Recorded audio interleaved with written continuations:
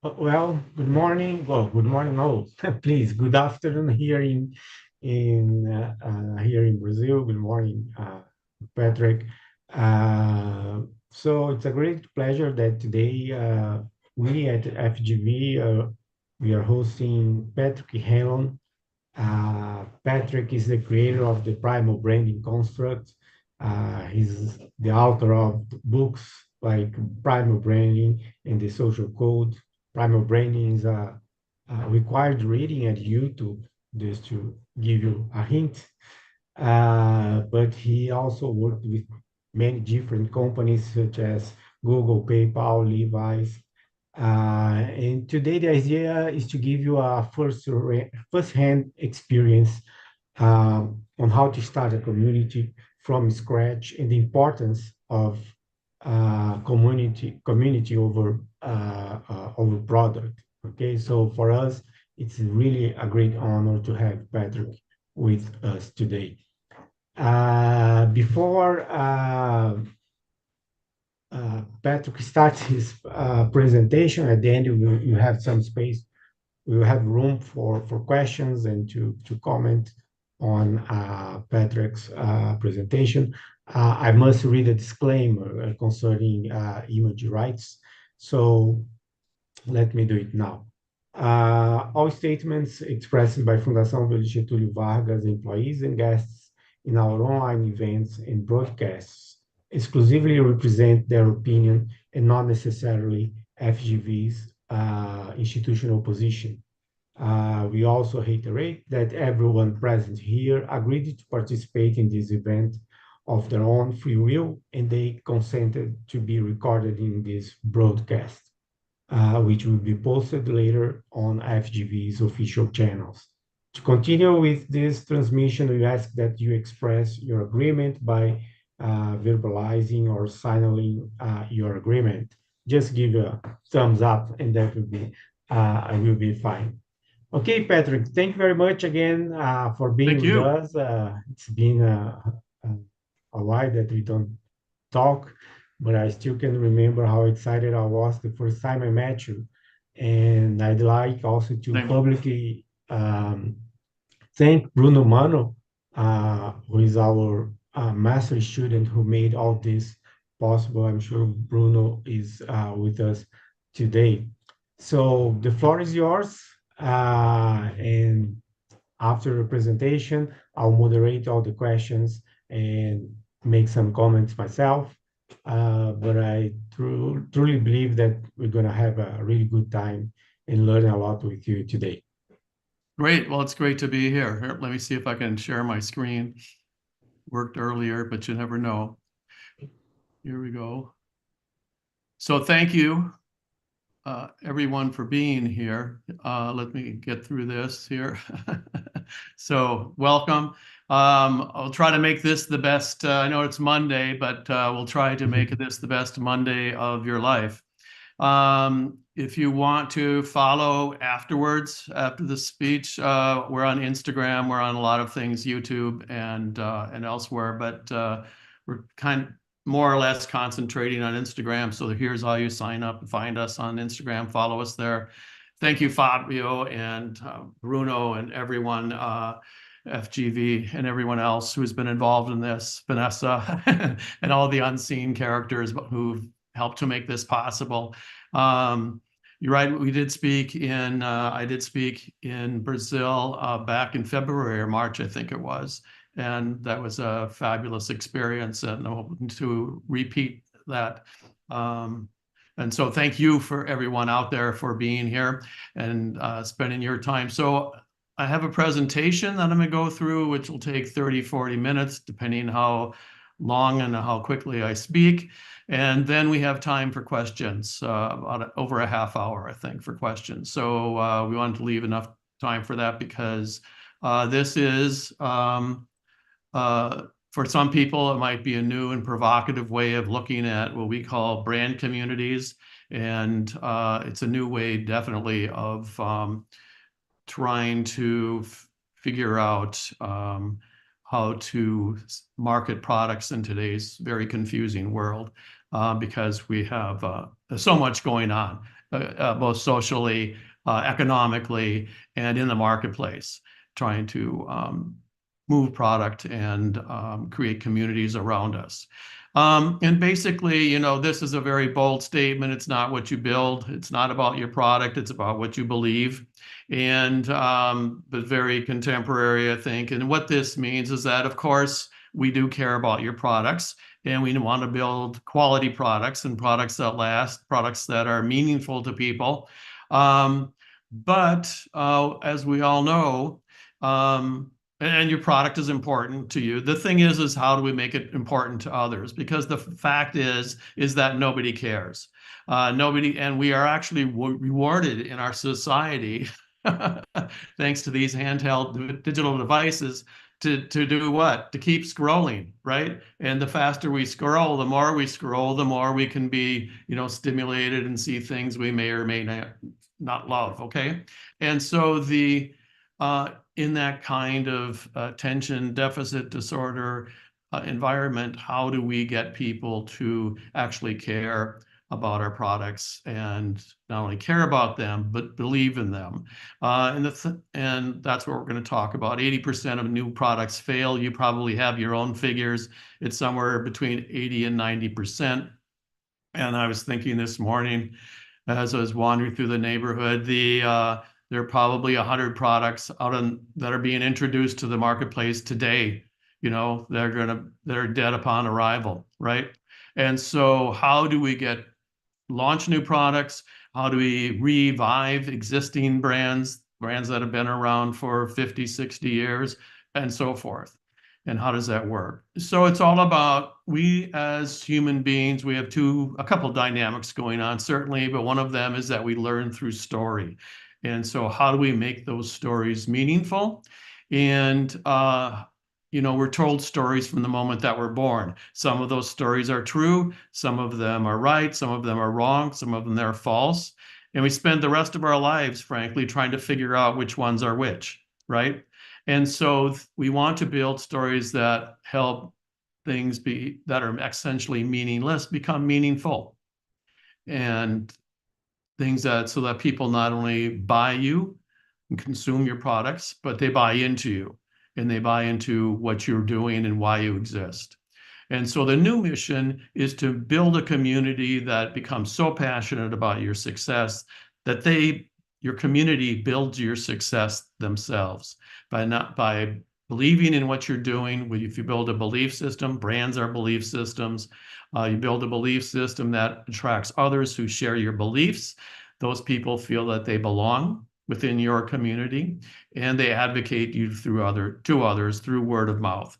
And it's their passion, whether they are your employees or they're your customers, your clients, your fans, your friends, that build the passion around your brand as your community.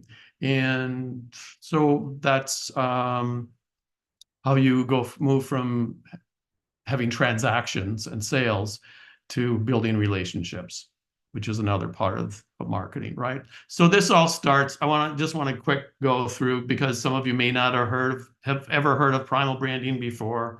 And for those who have, here's a reminder. The idea for what we call today Primal Branding, which started out with this book, actually started in my garden in Connecticut, was working in New York City.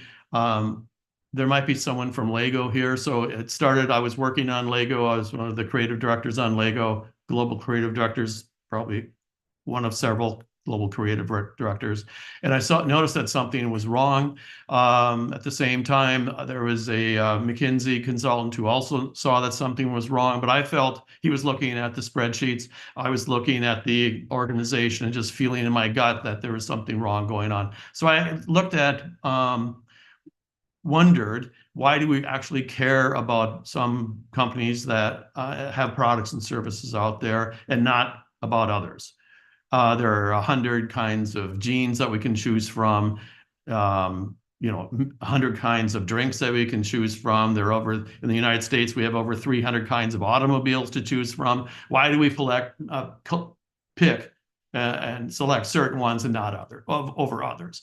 And so I started to think about that, and that's how I came up with Primal Branding. Fast forward, wrote the book. The book launched in 2006, also launched in Portuguese in Brazil in 2006. You can find them sometimes. In 2005, I shared a pre-read of the book, the manuscript, with Michael Perman at Levi's, and he brought us in to look at their iconography, and we also worked on some other projects with them. Once the book came out in 2006, in 2007, I got an email from China inviting us to China to talk about primal branding.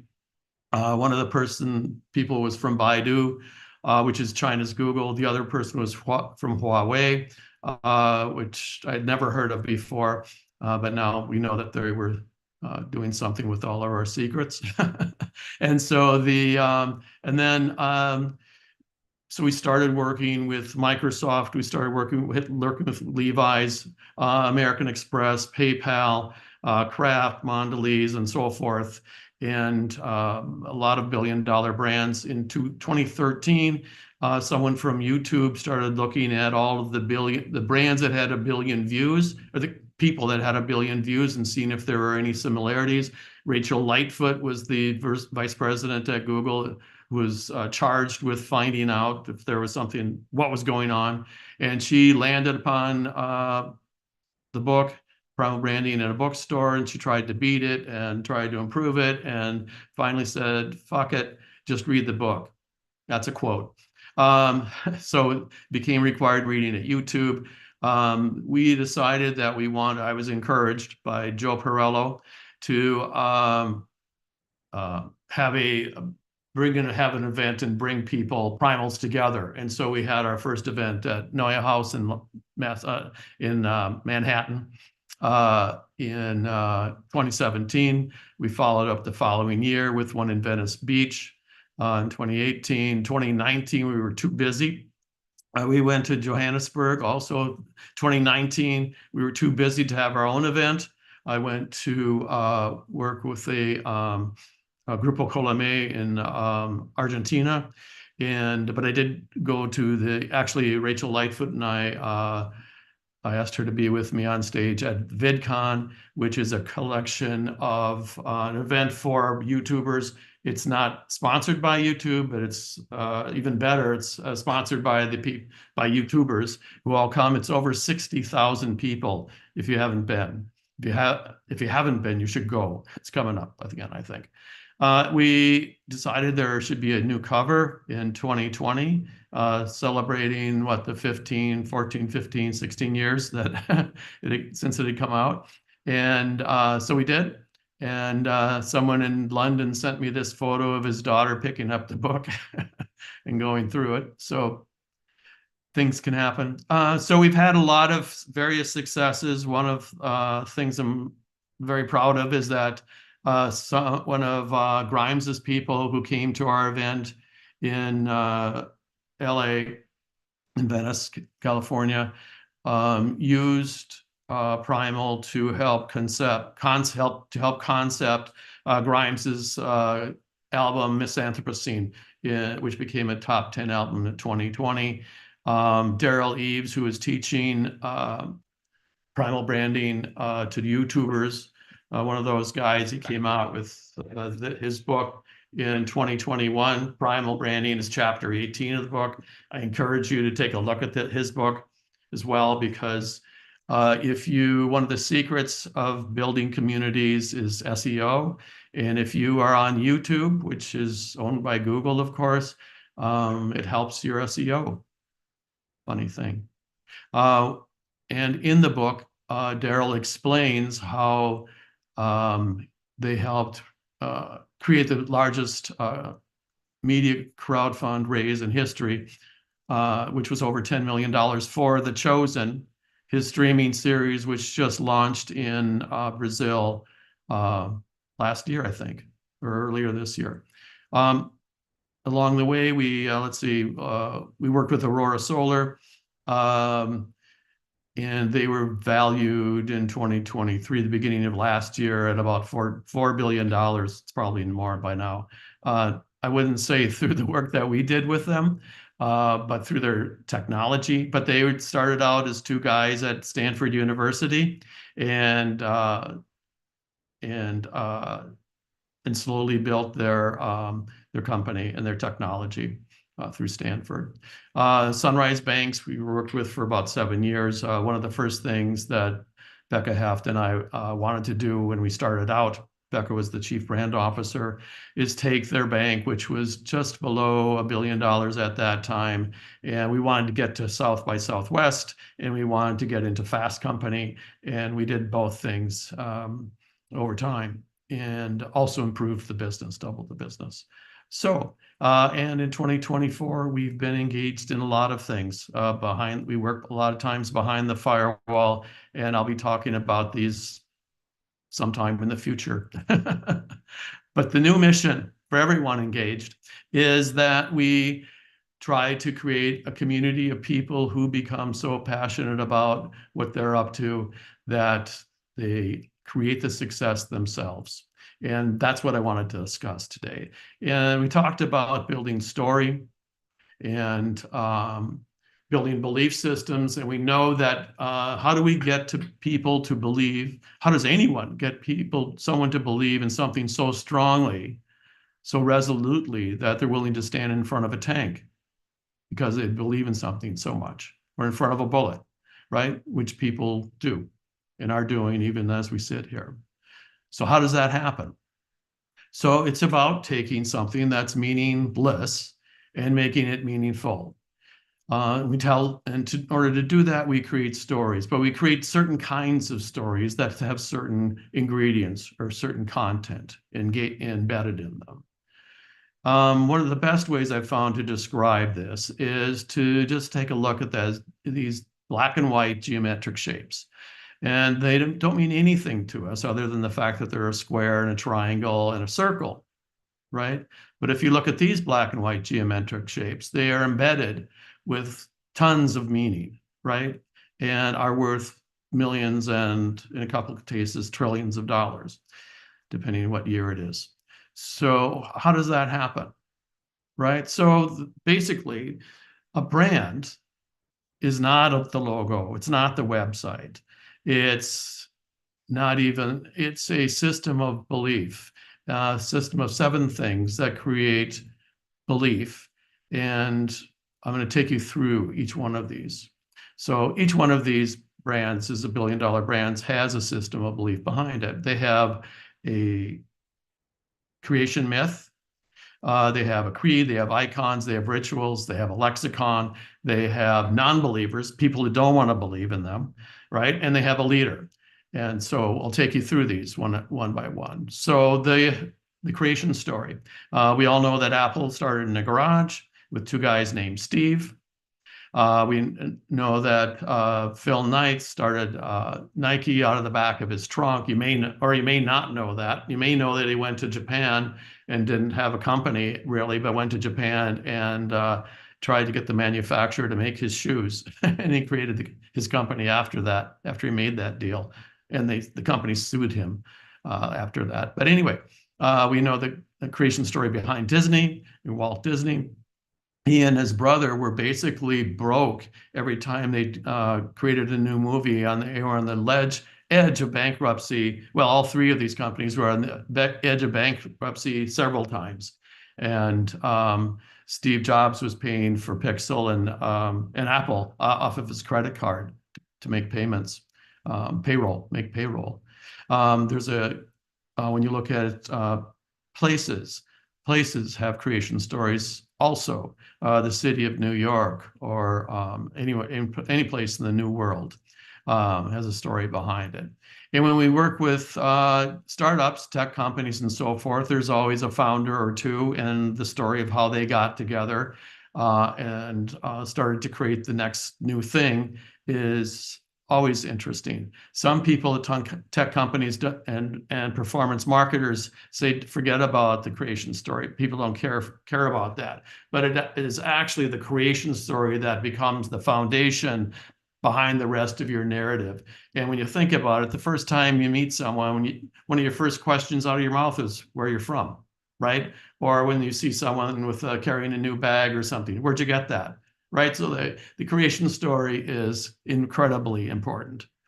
So much so that Facebook had a movie about it. So the next question is once you figure out what one of your 7 pieces of code is, the creation story, create icons, rituals, and so forth, where do you communicate that? So that becomes incredibly important. Where do you put that across social, digital, or traditional media, et cetera?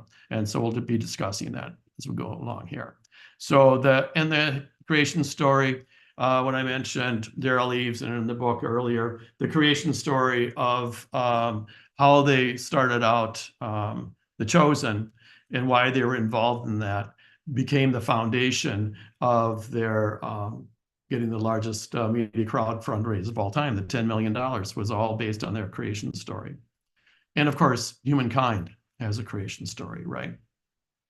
So once we know where you're from, we want to know what you're about. All belief systems have a set of beliefs, whether it's think different, just do it. Mozilla has putting people before profits. The United States is all people are free. This packaging here, so when you decide where to put your creed, this company put it on there right in the package. I understand that they took this off recently, but anyway, for the time being, this saves lives, this bar saves lives is a pretty strong message, I think. So once we know where you're from and we know what you're about, we want to be able to identify you. So icons are incredibly interesting because we have 5 senses, and so the icons hit all the 5 senses, but or any of the 5 senses. But the icons are there, those senses are there to prevent us from harm. And icons are there to warn us. So when you hear a siren or you taste something bitter and spit it out, when there's a loud noise and you go on alert, we as marketers use that human sensibility in our marketing, right? We get packages that stand out and are important. So I like this slide here because it shows, not only the McDonald's arches, which are famous, but the taste of McDonald's French fries is also equally famous. And McDonald's has done a lot with those arches. They're so recognizable. As I say in the book, my daughter, who was 3 years old at the time, she used to point at McDonald's arches as we drove by, which was incredibly bad parenting, probably on our part. But nevertheless, they are incredibly iconic, and they've been able to turn their logo upside down, and which is a very brave thing for any company to do, right? And because brand awareness is not McDonald's problem, right? And so, but shapes of things, we know this is an airplane, but it's an unusual kind of airplane designed by product designer Daryl Doucette, who's we work with from time to time, and a great colleague. The scent of Chanel No. 5. I think everyone can probably identify this river, right? And rainforest and so forth. So places also have icons.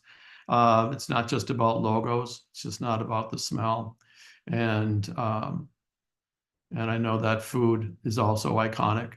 And the taste of these is very habit forming, but for me personally, by the way. So once we know where you're from, we know what you're all about. We are able to identify you through taste, sight, sound, smell, and so forth. And the way you look and so forth is always engaging. And the artists and graphic designers use this understanding of icons to mess with our minds, basically. So even though the stars, looks like the American flag, it's not. We know it's not the American flag, but it's been just pulled apart, right?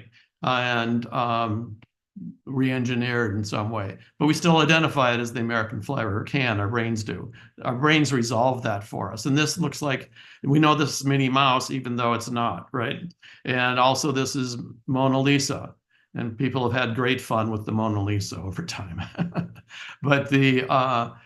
But our brain resolves this for us. And so we take another look, a fresh look at the Mona Lisa or Minnie Mouse or the American flag as a result. And so people have been doing a lot of things on the web, experimenting and so forth. A lot of these things don't get out into the world because SEO does not play along well or nicely with things like this. But I'm happy to see that people are inventing them. This is something that I love. This is something that is from China, I think. And I've been showing this for about 10 years or more in presentations. And on this is a home page, and you click on any one of these squares, and that will redirect you to that website. The closest that anyone has come to that is which is an incredible website. Which I think you can go on anywhere on here and listen to music. There's science and text podcasts, profiles, different people, and so forth. So try it out. And this I love. And no one's done this either. Although the tech for doing this has been around for a long time. So AI that. So once we know where you're from, we know what you're about, we know how to identify you. All belief systems have a set of rituals that we can also call processes inside of an organization. Things that we do and share, whether it's going to get a Starbucks in the morning or at a Starbucks or a place like Starbucks. Starbucks historically changed the way that people get coffee in the morning. And also change the price of coffee that we get in the morning. Whether you're doing yoga or you're working out, we all have personal rituals, but we also have social rituals. This is New Year's Day, or excuse me, New Year's New Year's Day in China or in Chinatown, as well as there are Christian rituals also, Christmas and so forth. And there are community rituals. We have Thanksgiving. We have a ritual coming up in the United States this weekend, Labor Day weekend. It's coming up, a holiday. And so these organized rituals try to bring together people who are in the community and have them all doing the same thing together. Voting is another ritual. And as we all know, many rituals have been, from calendars to saying hello to friends, etc., have been dragged onto our handheld digital devices. So, which brings us to reviews, which are incredibly important. And I have this. So this is the new cover for Primal Branding, and which people thankfully have enjoyed. So. So people do not, today in marketing, consumers do not believe what we have to say about our products and services. A huge percent of people think that what we're saying is a lie. 80%, 90%, there are a lot of stats out there. And they keep growing. People believe what marketers are saying less and less, fewer and fewer people. And so, but they do believe what their contemporaries, their peers have to say. And so the importance of that 4 or 5-star rating or the thumbs up and so forth are incredibly important. And if you want a positive ritual, get a hug. If you want a negative one, well, in the US, I say call your bank. I don't know if that's the same. Call your credit card company, call your telephone company, try to get served. So working on that. So once we know where you're from, we know what you're all about, we know how to identify you, we know how you work, how to work together with you. All belief systems, all communities have a shared set of words, a vocabulary that they use. And in the larger sense. Marketers, we as marketers have our set of words that we use. Doctors have their own set. Lawyers have their own set. But also communities have their own set of words. Amazon has its own set of words. Google has a set of words that they use internally, so that you can identify those people who work inside of your organization and so forth. And actually, I mean, a great example of that is Starbucks, which we all had to learn new words in order to order a cup of coffee.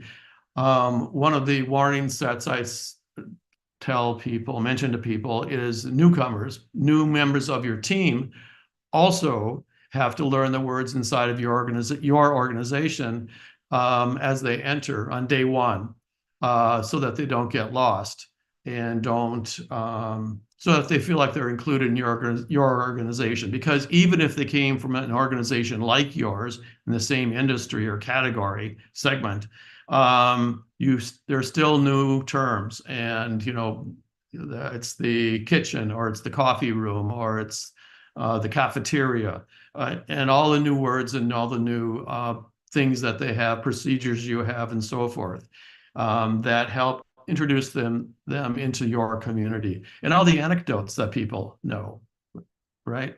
I spoke in Africa a couple times, and this is in Google in Johannesburg, I think, and they have special languages for that community, but 6 different languages in South Africa that they can choose on. And all these are just a collection of words that from effective altruism and remote viewing to tweets, pins, ping. And I've been collecting these. So some of these well, tweeting doesn't exist anymore, I guess, but pinning, pinging, searching, Skyping, uploading, and so forth, these have all grown over time.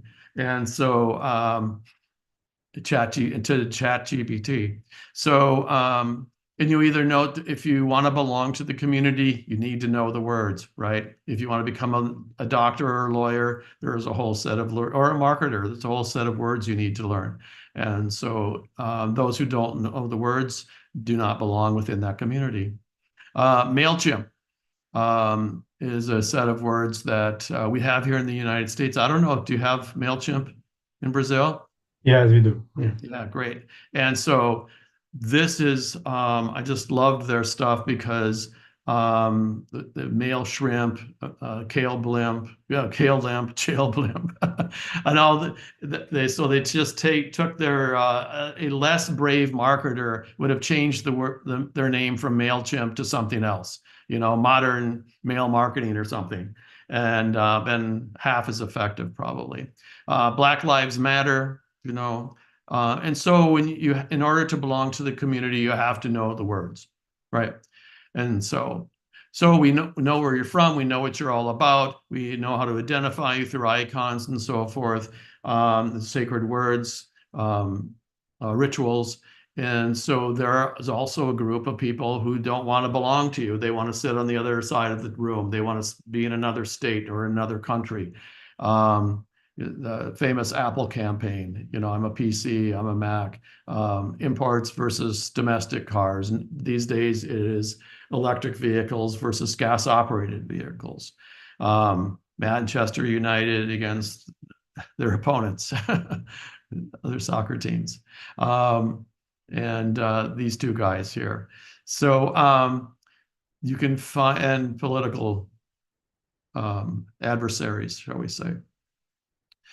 So once we know what you do not want to belong to, that group of non-believers, we used to think that these were just two opposites banging against each other. But actually, if you can figure out what you're not, you can figure out new markets and new products and services that might want to come along there.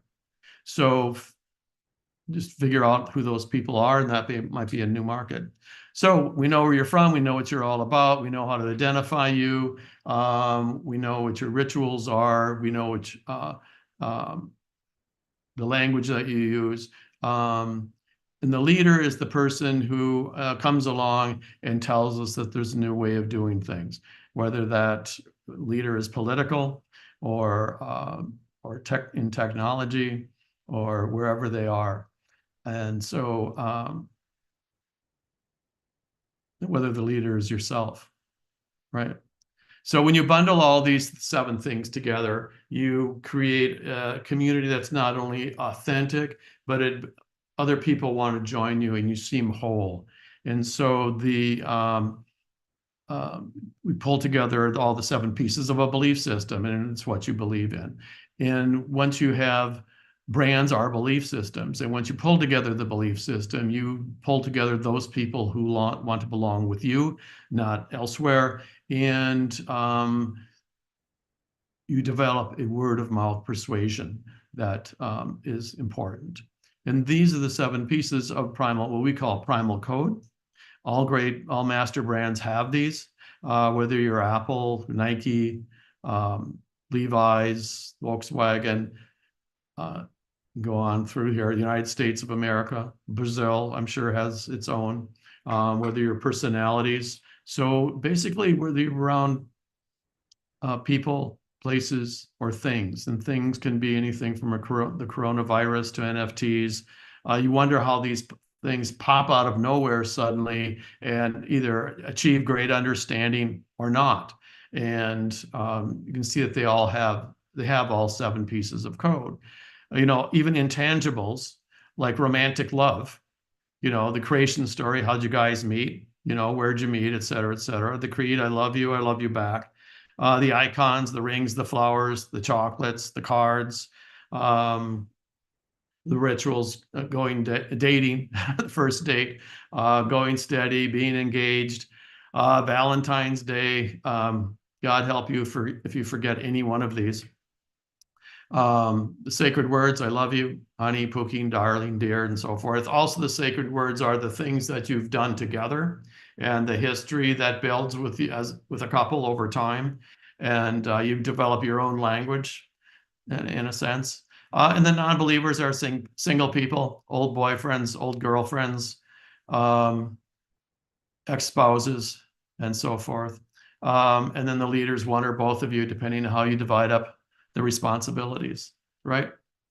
So primal is really the root code for building authentic brands, I was told by Grant Delgatti, who is one of the design directors at Vans. And it is the root code. So whether you're for people, places, and things, but also how we deal with one another and how we build brands or friends around us. And so it's not only descriptive, but it is a solution. It's prescriptive. You build these 7 things, and that automatically you'll find that if you pay attention to them, that you will find that other people will be attractive. So across social, digital, and traditional media. And so where does this go? It goes everywhere. And what you have to do is determine, you know, where your audience is. So you don't want to be in social media if your audience is in traditional media, basically. And you have to find out where your people are and go to them. Don't try to attack them to you. That will be a waste of time and effort. So we're connected, not just by technology and digital code, but by the emotional connections that wire us together as human beings. And these are the things that we build. That's why we call it primal. And this is just a quick sketch of network theory. If you have 3 people, you have 3 lines of communication. If you jump ahead, you have 10 people. All of a sudden, you have 45 lines of communication. And just 4 more people, you have 91 lines of communication to you. So this builds rapidly, right? And so this is how you build. And just watching this through history. So I came up with this in 2001. Let's see, cell phones didn't come along until Apple 2006. The Apple phone didn't come along until 2006 or so. And all of this has been built on top of that. So used to be able to just sign in on one thing, and now all these things are interconnected. So the velocity has improved considerably. So you build a strategic brand narrative, and Primal drives that across all pieces. So this is a project we worked with on Levi's, Maxwell House at Kraft, Halo. We helped them deconstruct their brand because they wanted to separate themselves from Microsoft and work on their own, be on their own again. And so we had to went and deconstructed it. There was a conservancy in Africa called Nabosho, and they wanted to figure out their brand and survive. And so we went in, and they had no money, unlike Microsoft and others, and Kraft and so forth. But they had no money, and even without any money, we were able to negotiate some media placements and so forth, and some editorial placements. And they won the Gold Award for responsible tourism in 2016, which was frankly a miracle. Gold Award for African ecotourism against all of the other hotels and airlines and other people with millions of dollars. So branding is not like molding fog anymore. It's about creating your vision, breaking down your brand into these 7 elements, building it up against those, and then placing those elements across whatever media are relevant to your organization, product, service, or yourself. Along the way, someone sent me this incredible graphic, which was for their own personal brand. They were on YouTube. And so they've been going on since, let's see, November 2012, April 2016, they implemented Primal Branding, and they are still going strong. And he actually quit his firm and now is a consultant. But you can see the watch time and views improved significantly over time when he installed Primal Branding, or you started using Primal Branding. So we look at, in terms of people need to see you in 5 different places in terms of media. So you can't not just run Super Bowl spots here in the United States or just run advertising in one place. You have to be across 5 different types of media in order to build awareness in the United States. In Brazil, it might be 10 different media until you start aggregating. It varies from culture to culture, and it takes 100 hours to make a friend. That's pretty, so you need to be in the US, we need to be in 5 different places over 100 hours. And that's a lot of YouTube videos, frankly. But or it could be just a few depending on who you are. But those are the 2 metrics that we use. And we so we wanted to create something that creates a vision that's relevant, resonant. And you can read that on your own, I think. But the other things that other companies takes millions of dollars to obtain, right?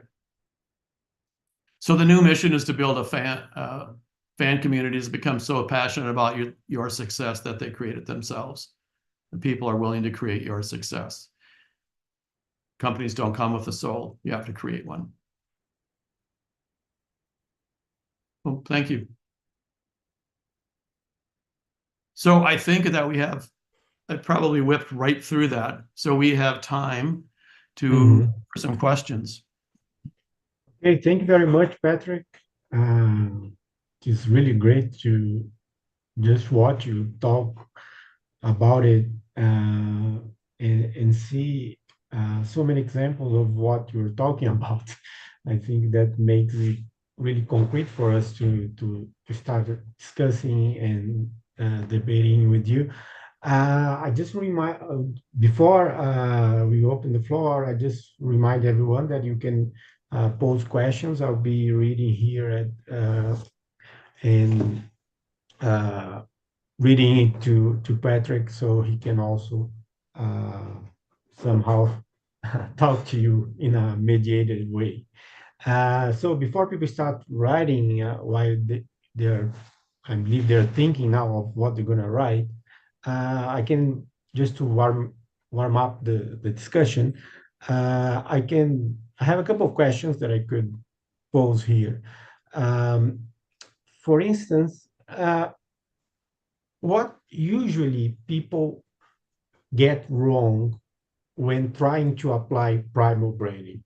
You mentioned before we were discussing that some people said, "Hey, this is difficult. This is not difficult." You gave me an interesting example of how easy it is to make it right.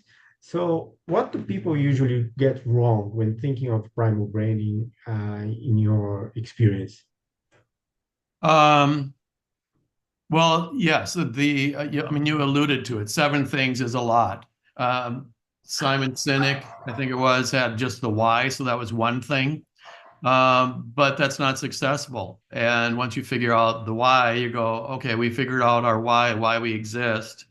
But people come back to me and say, I figured out the why, but what do we do with that now that we have it? And the why is just one piece, right? And so it's only a part of the story.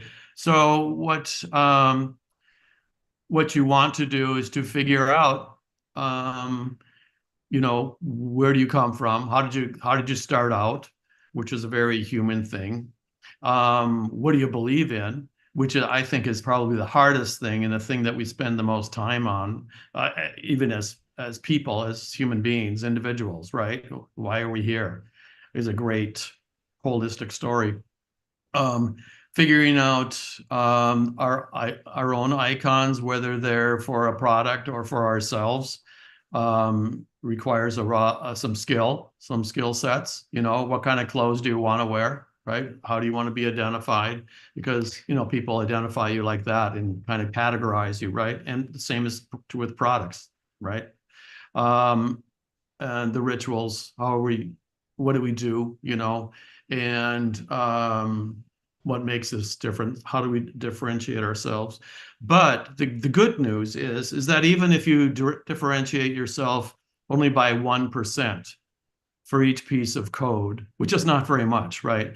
But at the end, you've differentiated yourself by 7 to 10%, which is big, and even in the most competitive marketplaces categories. And so what this really does is to take branding has been like molding fog since forever, and this is I've been told is that having this systematic approach, especially in something like entertainment business, musicians and so forth, and I'm quoting someone for this, is incredibly hard. I mean, how do you differentiate between the hundreds, thousands of musicians that are out there? Just for our own category, let alone actors and so forth. And so applying this code helps people cut through that. And so, so this is a guide. And the thing is, everyone, is that this you have to do this over and over. This isn't something that you do right, can just let go. Hang on a second, my computer is going to sleep for some reason.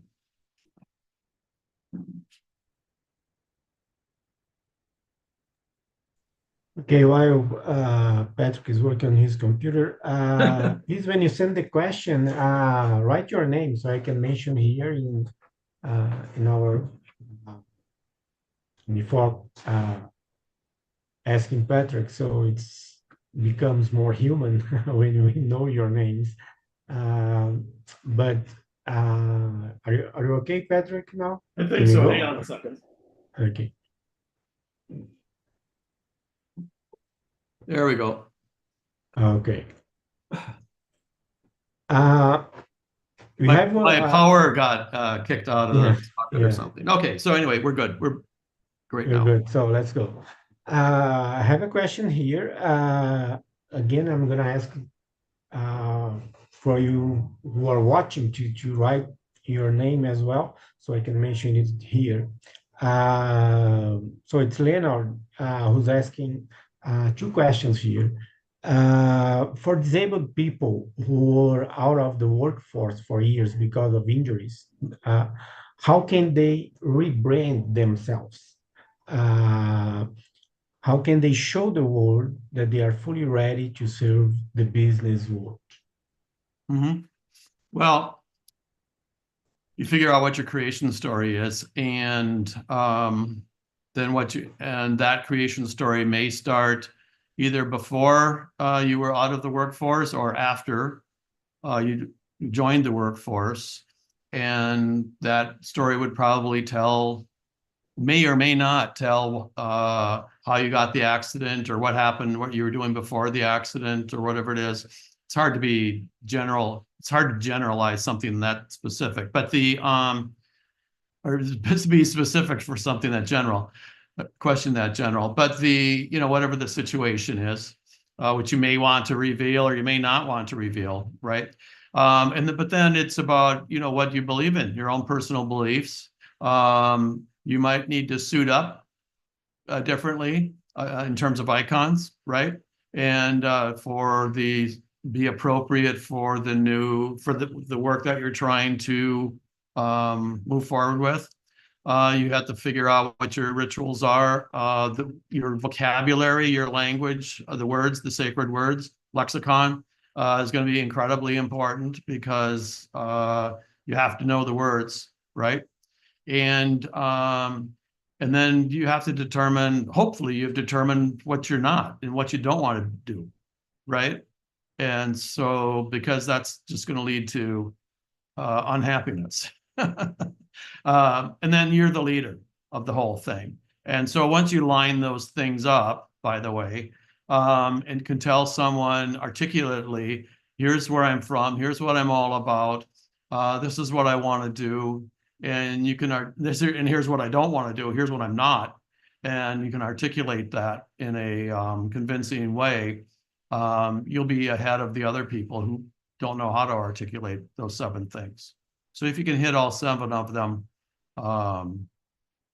that should put you ahead competitively in any process, in the pitch process as well. So anyone out there who's pitching new products and so forth, those people inside of large corporations that we've worked with who have been able to pull together all 7 pieces of code in their pitch have been more convincing ultimately than those teams that have not.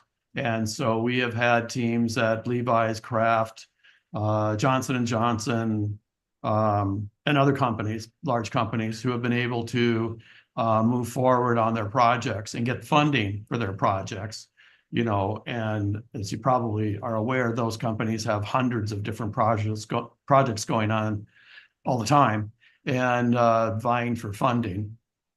And if you're able to put together these 7 pieces, you automatically become more convincing and more persuasive. Mm-hmm.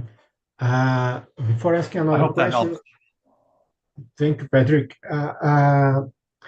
For those who are watching us, and if you want to pose your question in Portuguese, feel free to do that, and I'll do the translation. Sometimes you may feel shy of writing in English. That's okay. Just pose your question in Portuguese, and I'll translate it. Okay.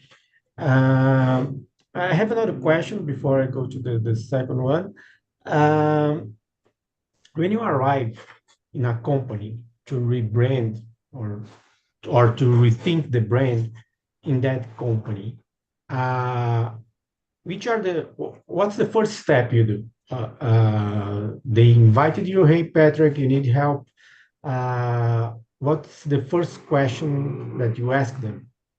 Yeah, we do a lot of digging first on what kind of, basically we break it down into the 7 pieces. We deconstruct it into the 7 pieces of primal code. What's your creation story? What's your creed? What are your icons? What are your rituals? Non-believers, the lexicon, what's the lexicon, and who's the leader, right? We deconstruct that. Sometimes what we find out is that people don't have all 7 elements, so we try to fill them in. Those elements maybe they do have them, but they're, dated. and people they aren't resonant or relevant for consumers or the audience, whoever the audience is. Could be customers, consumers, or your family. Then we rebuild that and move on from there. So we create what we call a primal dig, where we do that in a formal way.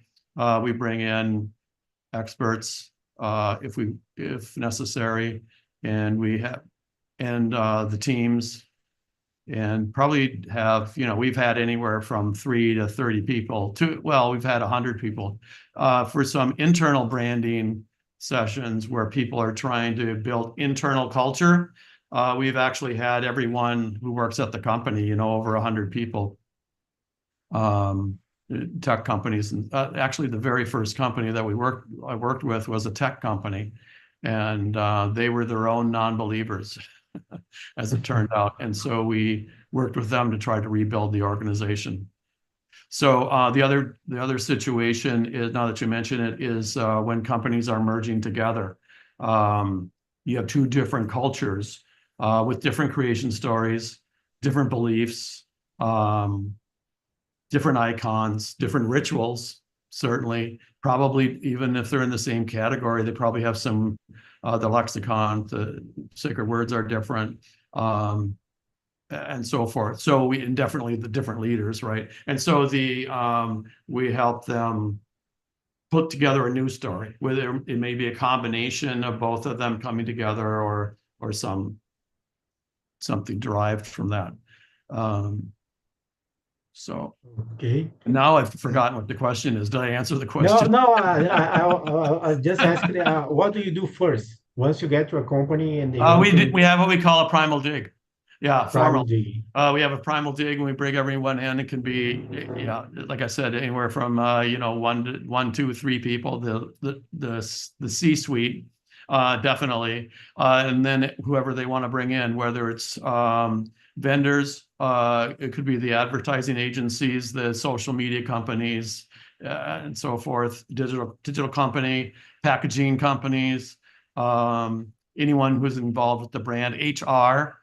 They bring them in, and the treasurer, CFO, because the CFO wants to know where the money's going, and the CEO wants the CFO to know, to provide the money, and then the head of HR, because this helps them bring in people, recruit people, to have an organized story like this, storyline that tells, here's where we're from, what we're about, and so forth, and that helps them recruit people. It helps them recruit the right people.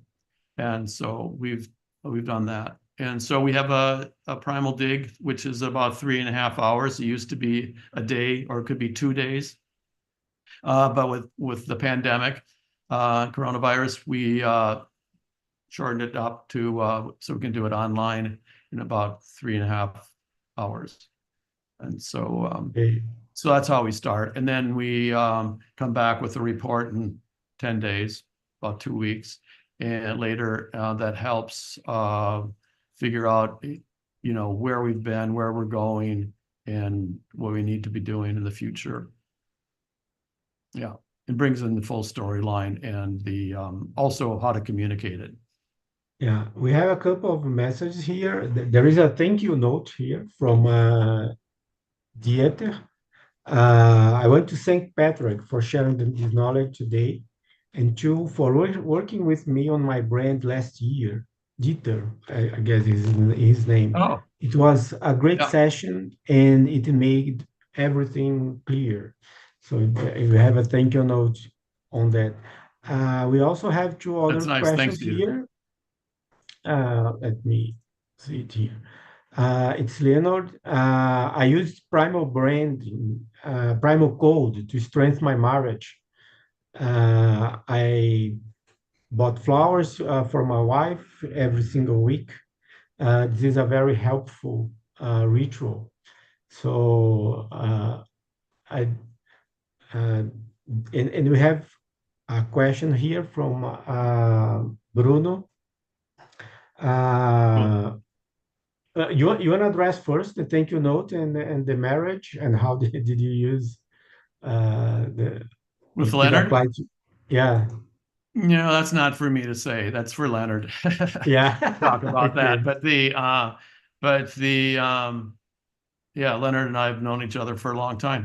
Actually, Leonard and I have known each other for over 15 years, probably at this time, probably. And we did some work together Okay. that we can't So talk about. okay, go ahead. No, we I can't have, talk about. you can talk about it. Yeah, Okay. no. uh, so we have a question here from Bruno. Uh, how do we apply the 7 steps in a startup? In the second question, Oh, wait, what was it? How do we use the 7 steps where? In a startup, In a TED company. Talk? Startup. A Oh, in a startup startup? company? Yeah, startup. Oh, Yeah. startup. Oh, yeah. Okay. Yeah. All right. Okay. And what's the So other question? how did the change on consumer behavior influenced the evolution of primal branding throughout the years? Boy, that's like another meeting.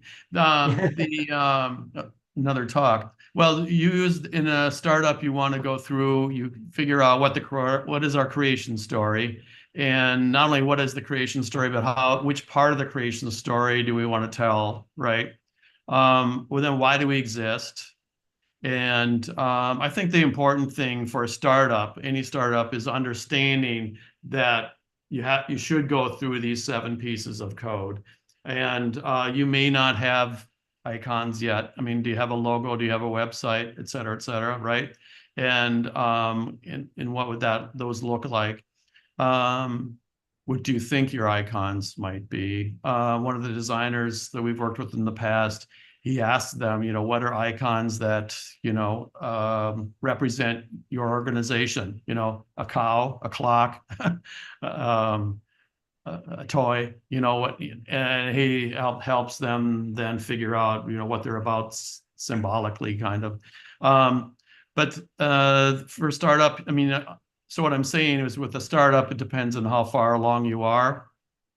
If you have your product figured out, and you've done the consumer testing and so forth, the product testing, whatever kind of testing it is, out there with the consumers, then you would take that knowledge to figure out, okay, which pieces are relevant to your consumer. Then what we do is we figure out what that story is. And that story will have, here's where we started, here's what we're all about, here's how you can, it's us, here's how you use us, here's what we're not and don't want to become. So we're not in that set. Here's how you would describe us, and here's the team that's leading it, or here's who the leader is, and then we would shape that in different ways and go back to prospective users, and figure out which pieces of that, how do we turn that into the voice of the consumer and put it in their vernacular rather than ours. So the whole purpose of this is, which has changed, frankly, over the last 20 plus years, is that it used to be top-down marketing. Now with the iPhone and the internet and so forth, it's flipped, obviously. And so we want to have consumers talking about us rather than us talking about ourselves. And so we put it into their language. We have asked them to help us figure out what to say, which is a very successful way of doing it, and the way it should be. And actually, it's the way it's been all along, frankly. We used to, in marketing, we would not laugh, but we would say, well, the voice of the consumer is the real voice and tone of voice we should be using, but there was no way to kind of figure out what that was. And there was only it's television and print. There was only traditional marketing. We didn't have digital marketing then. We didn't have social media and so forth. And so over the years that has changed. And so, but if you now have, and it's actually become much more complicated because now you're not just in traditional media, which would be television, print, outdoor, direct marketing, some other things, but now you also have social media. And do you want to be on Twitter or Instagram or Threads? Where do you want to be, right? And YouTube, and where should we be? Well, you have to figure out. That's where you figure it out. You need to be in the U.S. You need to be in at least 5 of those in order to make sense to people. And so, and then over 100 hours in order to be out there and hit. And so become a part of the culture. And so you have to figure out where all of that is. So. Mm-hmm. And the second question about change in consumer behavior, how did primal branding evolved with all those changes we are seeing? Primal branding has not evolved. We have evolved in as I just described. We have to be in at least 5 different places. So that's changed. But I think this methodology has always been with us. And since time, well, 10,000 years, I would say. And it's just the way that we interact with one another. The technology, has moved from people to people talking together to printing presses to digital media and so forth. So that's changed. The media have changed, but I think that these 7 things have been used for a long time in human relationships. And so building human relationships. And I should mention that this is about the big thing with online marketing these days. It's all about transactions. It's become very transactional. But Primal is about bringing back the relationship. The transactions only go, and the clicks and the moving the sales and all that kind of stuff. Doesn't happen forever, and you keep on looking for new customers. And whereas we advocate, that's great if you have the money and time to do that, but you can actually, there are studies out there where you can actually improve your sales just by going back to your existing customers and proofing them out. I'm not sure if I answered the question, but yeah, no, I think it's interesting because actually it's primal, right? And why primal? Yeah. Because we are touching the very core of what human beings do when relating to each other and building communities. So I understand your question, your answer in that way. Bottom line, we are human beings. We have some ways to interact with each other, and that remains the same, but you change the media, and so I really like that. Media changes, but Primal remains the same, I would say. Yeah, yes, Primal remains the same, yeah. I have one last question here before you say your final comments. Taisa is asking here that sometimes it's really hard to break the walls inside a company, to unleash this creativity, looking at the community and interacting with them. Do you have any tips on that? On how can you break the different silos and walls that you have inside the company and make them really engage with the communities? Yeah. Well, I think that the thing is that the communication vehicles have expanded so, algorithmically. It used to be that in traditional marketing or whatever, you do a TV spot or 3 TV spots, you do a bunch of print ads, You might do some direct marketing, direct mail to people, or do some outdoor boards or something like that. But these days, you need to be out there, 24 hours a day, 7 days a week, 365 days a year. And the more content that you can push out to people, the better off you are. And you have to be pushing that across the proper media, the places where your consumers are, meet them where they are rather than where you would like them to be. So, and that includes not only your consumers, by the way, but also your investors and the people, your employees, wherever they're at, which may or may not be on social media, probably is. But and so you need to be putting media out there all the time. I mean, people try to do things that are viral, which is great. But if that's all you're doing, a couple of viral things a year, and that's what you're pushing and spending all your money on, that's a mistake, I would say. You can't make many mistakes in today's world, it seems, because you can always make up for it in some other media somewhere else. But that would be a mistake, because if you put all your budget against those couple viral hits and then get some PR off of that, you may think you've gotten your job done, but you haven't done much for your brand, I wouldn't say, and maybe not even for your sales. We all have budgets that we all have to adhere to, and we all have constraints in many ways. But I think that the core to this is that you want to be in the media where your customer is at, meet your customer where they're at. Tell your story. You can divide your creation story, for example, up into different media, separate media. You could be on your page, on your website. You can be on YouTube. You can be on whatever else you need to be on. I guess the employee thing and so forth. But the back of the package, right? And so this involves packaging as well, and other whatever media you can find out there, and your website, obviously.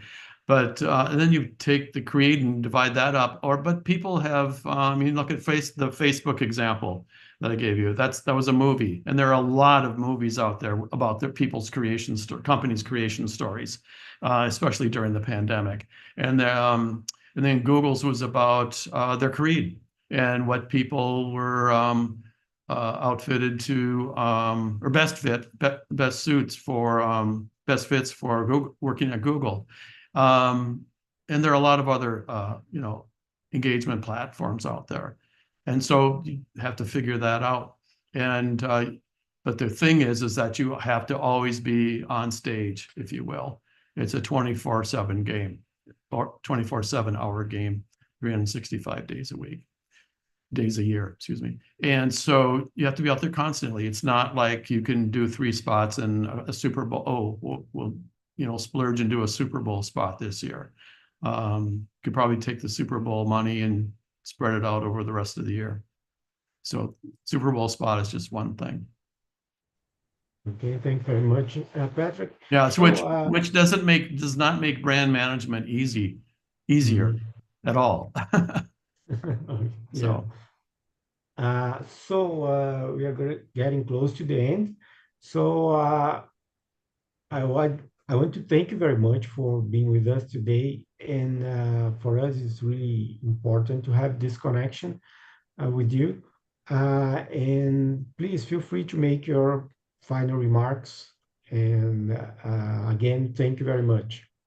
Oh, thanks to you for sponsoring this. And I hope we can see each other again. And everyone out there, thanks for taking the time to be on this, whether you've been live here or sometime in the future.